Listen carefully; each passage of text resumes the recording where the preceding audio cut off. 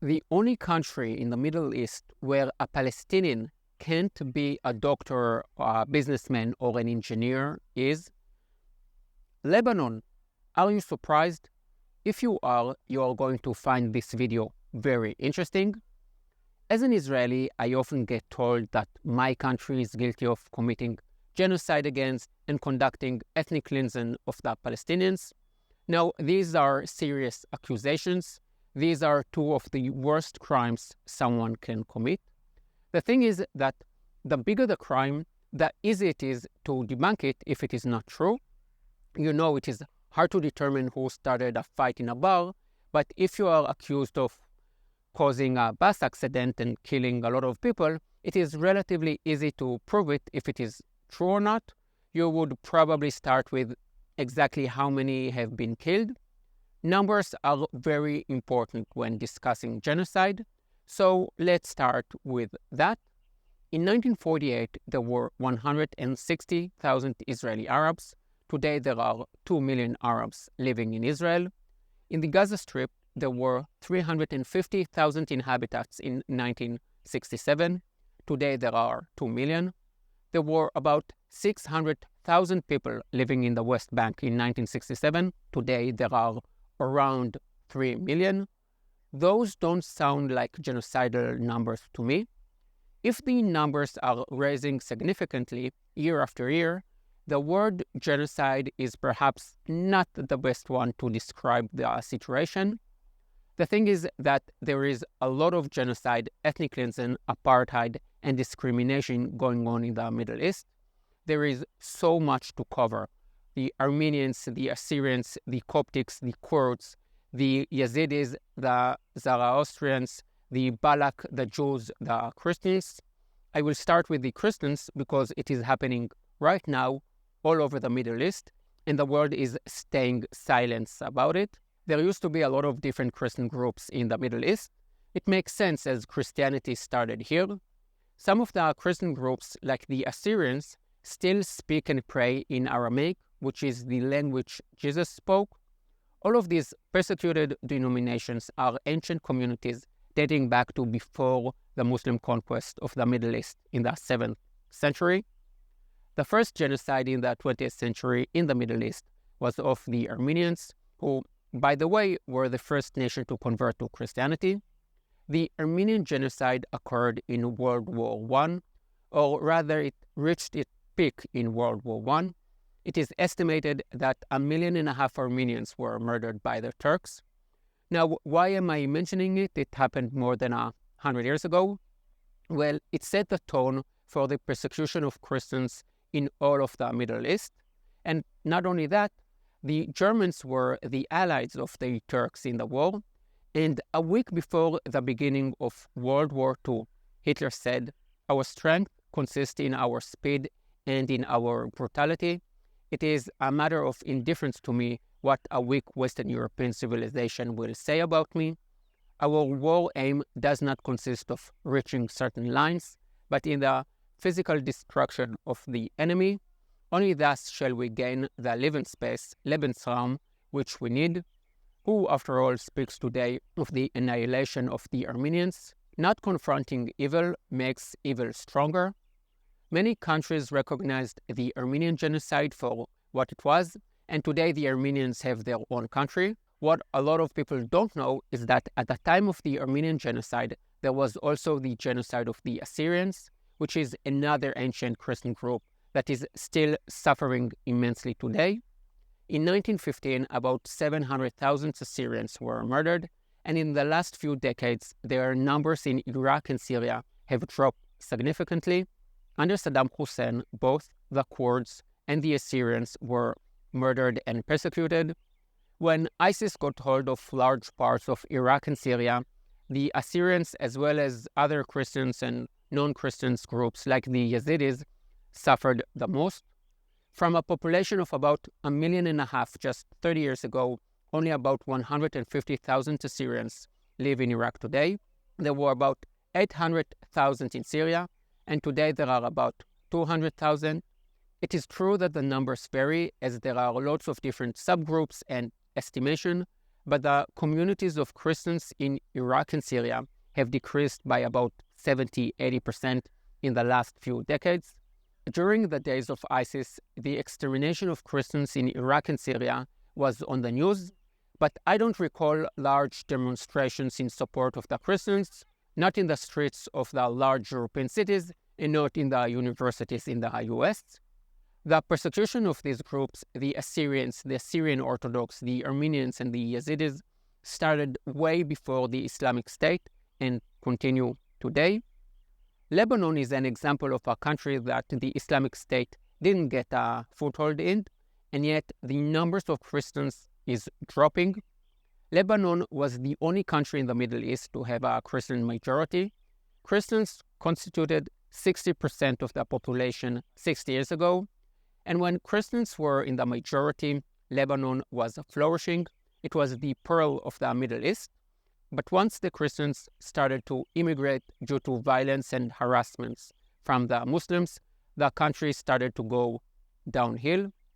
As the numbers of Christians dropped, and today about 30% of the population is Christians, the economic situation deteriorated. I haven't said anything yet about the ethnic cleansing of Jews in the Middle East, but I think that the overall picture is crystal clear. Where you have Jewish and Christian communities, you see progress and economic success. Once those communities suffer and live, you see violence and economic depression. It can hardly be a coincidence. Lebanon is also a great example of the fact that pro-Palestinians are only pro-Palestinians when they can blame Israel. Otherwise, they don't really care. Let me explain. Like all countries in the Middle East, Lebanon was established in the 40s, in 1943, Syria and Jordan in 1946, and Israel in 1948.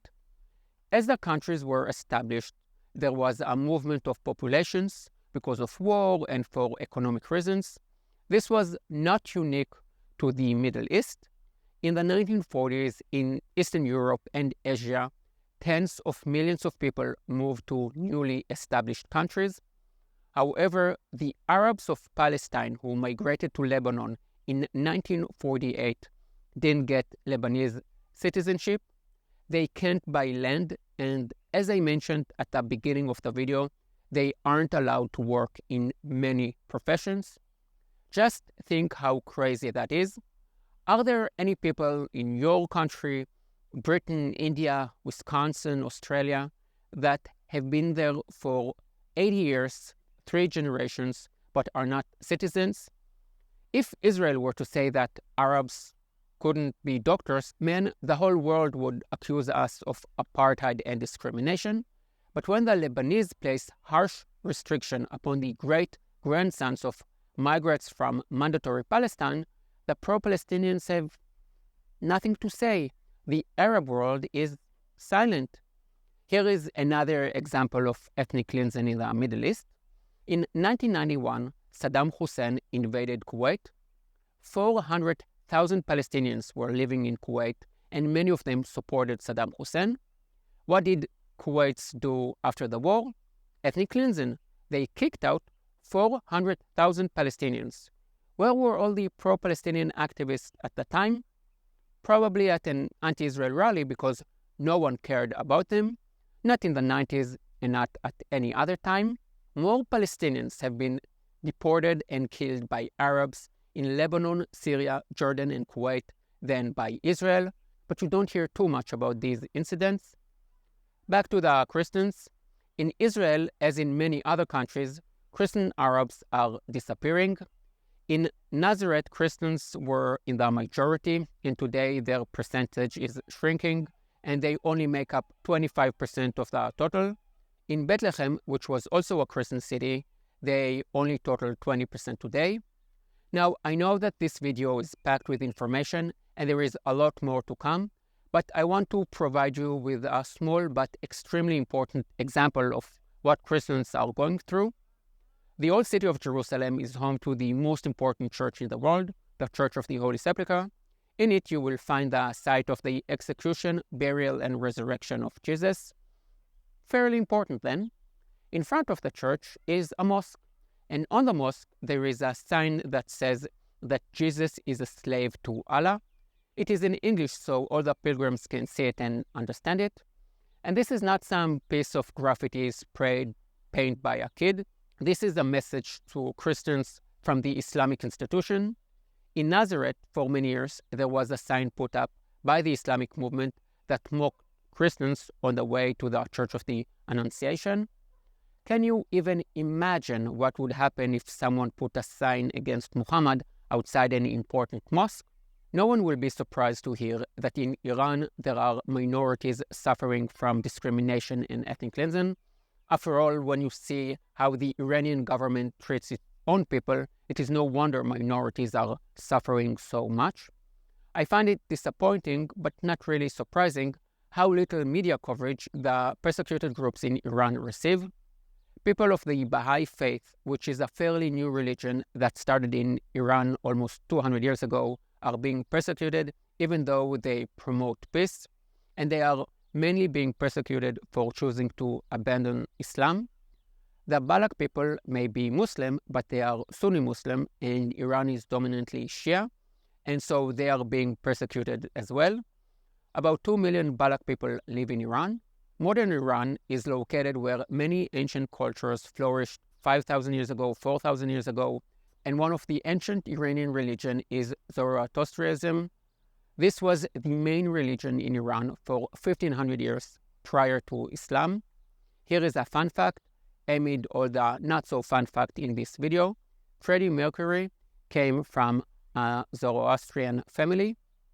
Back to the sad facts, there are practically no Muslim countries in the Middle East where you won't find examples of genocide or ethnic cleansing in the last few decades. So far, I've mentioned Lebanon, Syria, Kuwait, Turkey, Iraq, and Iran, but there are many more, and so far I haven't even mentioned the group that was almost completely wiped out of the Middle East, the Jews. There is nothing left of huge communities. In Egypt, there was a Jewish community of 85,000. Only 3 are left. Egypt is also the home of the Coptics, who are ancient Christians, and guess what? They are now fleeing from Egypt. Do you know why?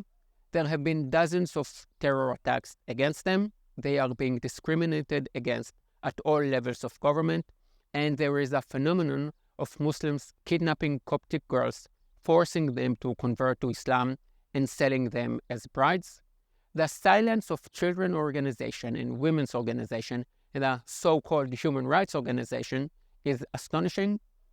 Can you imagine what would happen if an Israeli kidnapped a 14-year-old Palestinian girl and sold her as a second bride to a rich Arab?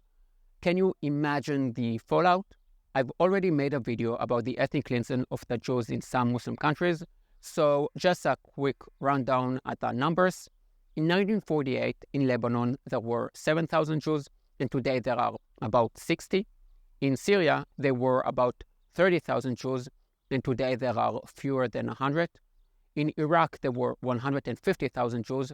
Today there are fewer than 10. In Iran, there were more than 100,000 Jews 80 years ago, and today there are only a few thousand left. They live in fear, and they are not allowed to communicate with their relatives outside Iran. These numbers are genocidal numbers. A decrease of 99% indicates a genocide. If in Gaza the number of people has gone up to 7 times what it was in 50 years, then that is not a genocide. I'm not very good at math, 3 יחידות חשבון, and even I know that.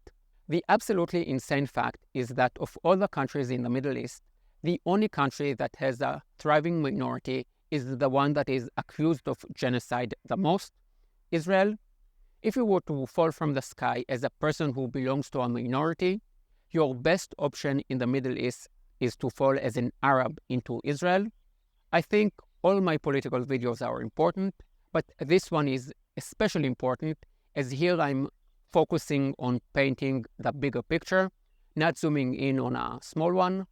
I'm not discussing what did or didn't happen 76 years ago to 100 Arabs in Deir Yassin, a tiny village on the way to Jerusalem.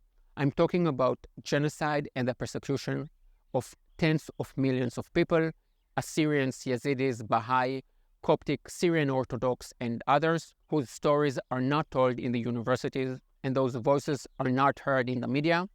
If you agree with me, give this video a like, subscribe, write a comment, and the best thing of all, share it on Twitter, Facebook, Instagram. As always, I want to thank my supporters. See you next week. Yalla bye.